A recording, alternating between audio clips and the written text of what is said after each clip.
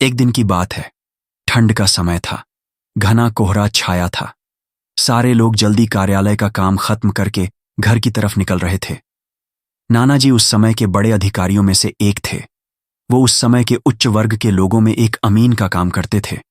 रोज की तरह ही उस दिन काम खत्म होने के बाद घर के लिए अपनी गाड़ी से रवाना होने लगे। रास्ते में उन्हें हाट से कुछ सामान भी लेना था, तो वो अपने साथियों से अलग हो गए। उन्होंने घर की कुछ जरूरत के सामान लेने के बाद गाड़ी आगे बढ़ा दी। आगे जाने पर उन्हें रास्ते में एक कुछ मछली बाजार दिखा और वो मछली खरीदने के लिए रुक गए। ताज़ी मछलियां लेने और देखने में टाइम ज्यादा ही गुजर गया। उनको जब अपनी घड़ी पर नजर पड़ी तो उन्हें एहसास हुआ कि आज तो घर जाने में बहुत देर हो जाएगी और ये सब लेकर घर पहुंचने में काफी समय लग जाएगा। फिर यही सब सोचकर उन्होंने सोचा कि क्यों ना जंगल के रास्ते से निकला जाए, तो जल्दी पहुंच जाऊंगा। तो उन्होंने अपना रास्ता बदला और जंगल की तरफ अपनी गाड़ी को घुमा लिया। समय 11 बज चुका था। गाड़ी तेज रफ्तार से आगे बढ़ रहा था।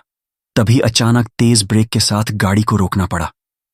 उनकी गाड़ी के आगे एक औरत जोर जोर से रो रही थी। उन्होंने सोचा, इस वीराने में ये औरत क्या कर रही है।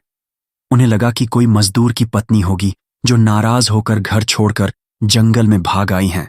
तो उन्होंने उससे पूछा कि यहाँ जंगल में तुम क्या कर रही हो, लेकिन उसने कोई जवाब न देकर और जोर से रोने लगी। सारे जंगल में उसकी हूं सी सिसकियां गूंज रही थीं।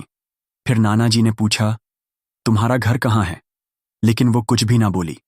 तब नाना जी ने कहा कि अच्छा चलो, कोई बात नहीं, आज रात मेरे घर में ही रह लेना, सुबह अपने घर चली जाना।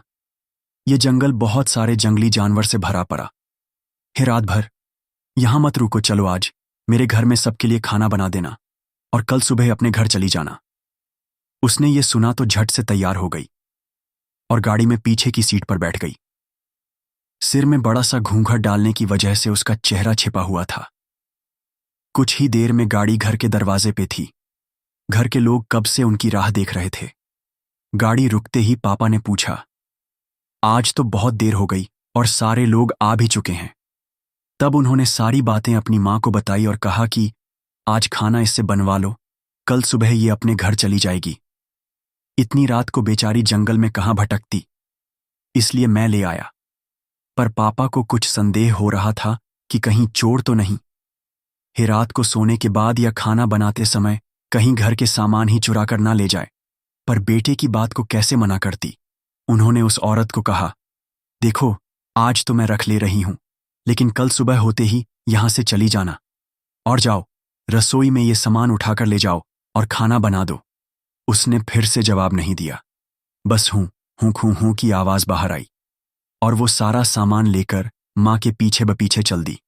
रसोई में सारा सामान रखवाकर माताजी ने उसे खाना जल्दी बनाने की सख्त हिदायत दी और वहां से चली गई। लेकिन उनका मन कुछ परेशान सा था।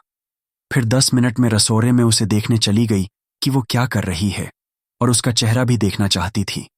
लेकिन वहां पहुंची तो देखा कि वो मछलियों का थैला निकाल रही थी। उन्होंने बहुत जोर से गुस्से में कहा, यहां सब खाने का इंतजार कर रहे हैं और तुम अभी तक मछलियां ही निकाल रही हो, कल सुबह तक बनाओगी क्या? उसके सिर पर घूंघट अभी भी था तो चेहरा देखना मुश्किल ही नहीं, नामुमकिन था।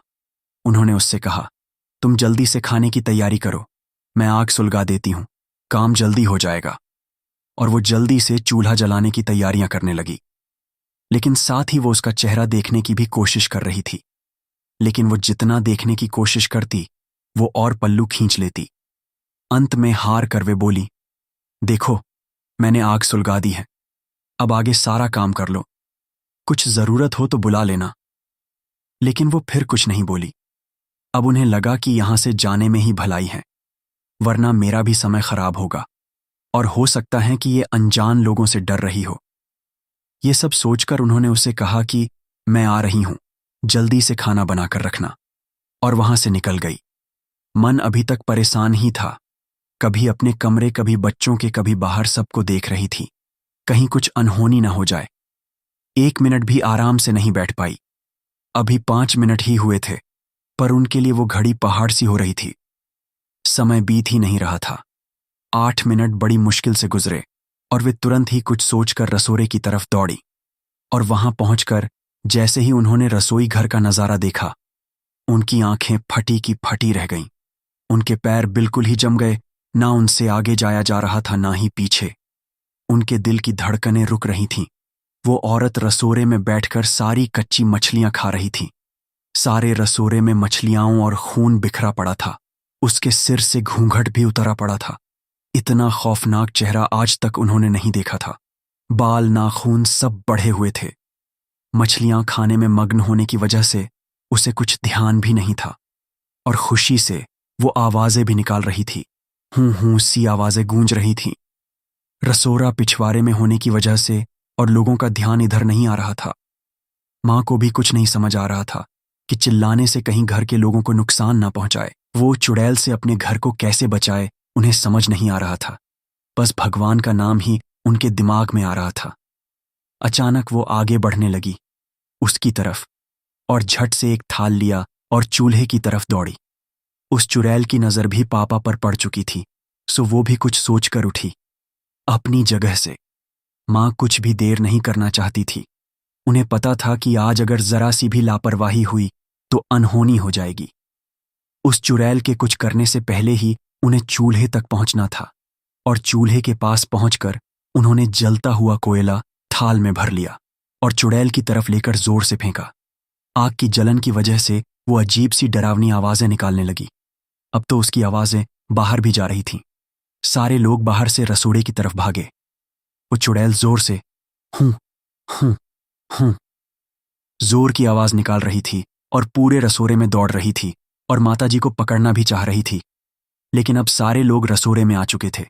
काफी लोगों की भीड़ देखकर वो और भी डर गई थी। लोगों की भीड़ को ठेलती हुई वो बाहर जंगल की तरफ भाग गए, और सारे लोग ये मंजर देखकर डरे सहमे से खड़े थे और मन ही मन माताजी की हिम्मत की दाद दे रहे थे। तो ऐसे छूटा चुड़ैल से पीछा।